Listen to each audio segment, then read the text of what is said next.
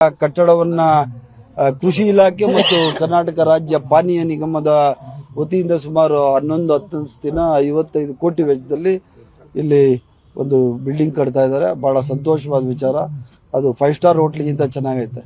ಅದೇನಾದ್ರೂ board ನೋಡಿನೇ ನಾವು ಅನ್ಕೋಬೇಕು ಸರ್ಕಾರಿ ಬಿಲ್ಡಿಂಗ್ ಅಂದ್ಬಿಟ್ಟು ಅಂತ. ಅದರಿಂದ ಯಾವುದೇ ಕೊರತೆಗಳಾಗದಂತೆ ಮಲ್ಟಿನ್ಯಾಷನಲ್ ಕಂಪ್ನಿ ತರ ಬಿಲ್ಡಿಂಗ್ ಕಟ್ತಾ ಇರೋದು ಬಹಳ ಸ್ವಾಗತಾರ್ಹ.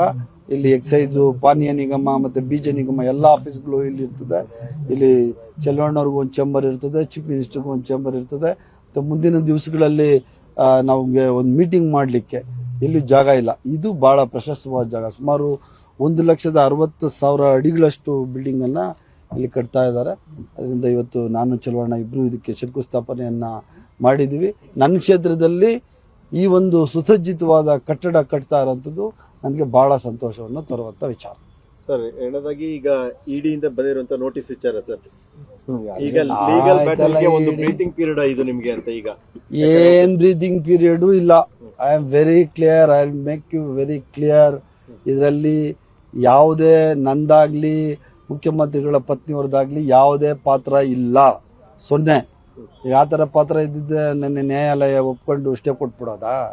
ಏನು ಇಲ್ಲ ಅಂತಾನೆ ಘನತವ್ಯತ್ಯ ನ್ಯಾಯಮೂರ್ತಿಗಳು ನಿನ್ನೆ ಅವ್ರಿಗೆ ವಾಪಸ್ ಕ್ವಶನ್ ಕೇಳಿ ಈ ಕೇಸ್ ಮುಂದಕ್ಕೆ ಹಾಕಿದ್ದಾರೆ. 10ನೇ ತಾರೀಕು ಆದ್ಮೇಲೆ ನೋಡೋಣ. ನ್ಯಾಯಾಂಗದ ಈ ರಾಜ್ಯದ ನ್ಯಾಯಾಂಗದ ಮೇಲೆ, ಸಂವಿಧಾನದ ಮೇಲೆ ಅತಿ ಹೆಚ್ಚಿನ ನಂಬಿಕೆ ಇಟ್ಕೊಂಡಿರೋ ನಾವೆಲ್ಲ ಕಾಂಗ್ರೆಸ್ ಪಕ್ಷದವರು, ನನ್ನ ಒಳಗೊಂಡಂತೆ, ಚೆಲುವಣ್ಣನ ಒಳಗೊಂಡಂತೆ ಮುಖ್ಯಮಂತ್ರಿಗಳ ಆದಿಯಾಗಿ ನಾವು ಎಲ್ಲರೂ ಮಾನ್ಯ ನ್ಯಾಯಾಲಯದ ಆದೇಶ ಏನಿರ್ತದೆ ಆ ಆದೇಶವನ್ನ ನಾವು ಪಾಲಿಸ್ಕೊಂಡು ಹೋಗ್ತೀವಿ. ಏನು ಸರ್, ಏನು ತಪ್ಪಿಲ್ಲ ಅಂದ ಮೇಲೆ ಅಥವಾ ಇಲ್ಲದಿದ್ರೂ ಕೂಡ ಯಾಕೆ ಅದು IT ED ಲೆವೆಲ್ಗೆ ಅಥವಾ CBI ಲೆವೆಲ್ಗೆ ಯಾಕೆ? ಅದನ್ನ ನೀವು ED ಅವರು, IT ಅವರು, CBI ಅವ್ರನ್ನೇ ಕೇಳ್ಬೇಕು. ನಮ್ಗೇನ್ ಗೊತ್ತು? I don't know. ನನ್ಗೆ ಗೊತ್ತಿಲ್ಲ. ನನಗೆ ಗೊತ್ತಿಲ್ಲ. ಅದು ಅವ್ರನ್ನೇ ಕೇಳಿ. ಸಿಎಂ ಪತ್ನಿದಾದ್ರೂ ಆ ಸೈಟ್ ವಿಚಾರವಾಗಿತ್ತು. ತಾವು ಈ ಹಗರಣ ನಡೆದಾಗ ಮಿನಿಸ್ಟರ್ ಆಗಿರ್ಲಿಲ್ಲ ಇಲ್ಲ. ತಮ್ಮನ್ನ ಇವಾಗ ಇದು ವಿಚಾರ ನಿಮ್ಗೆ ಗೊತ್ತಾಗಾಯ್ತಾನೆ. ಹಂಗಾರೆ ದಯವಿಟ್ಟು ಪಾಸಿಟಿವ್ ಮಾಡ್ರಿ.